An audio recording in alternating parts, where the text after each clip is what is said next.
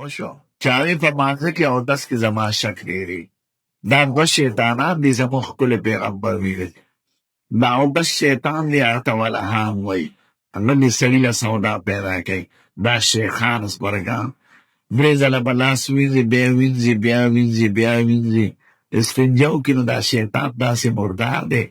دې دومرې سره نږدې یو ویښته داسې راکاږي نو د دې سړي دا خیال شي چې زما نه جوړې باد ووتل هلته باد نه وتلی شیطانې خبرې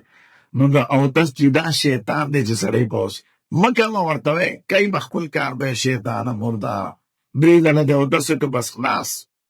هغه کش پش که په خېټه کې محسوسه اعلان دی پروا یې مه لره دا شیطان وسوسې شي بعضې مرضونه شیطاني وي دې ښځو ته ډېره زیاته شي او د مانځه کې دا شیطان دی هغه ته قنزم وایي دا نومونه زموږ ښکلي پیغمبر اخیستي دي وی دا دوه به هم دوکه کوي کله به مانځه ته نیت تړي نیت پرې تړلی نیت په وکړم نیت پرې تړلی نیت په وکړم نو ټول رکعت تلل شي کله په رکوع کې کله په سجده کې کله په مانځه کې دا شیخان په عبادت کې ګمراه کوي او دا عام خلک په ګناه ګمراه کوي نو شیطان داسې مکار دی چې څوک ترې نه خلاصېږي نه میا او نه موړه او نه د چا خاطر کوي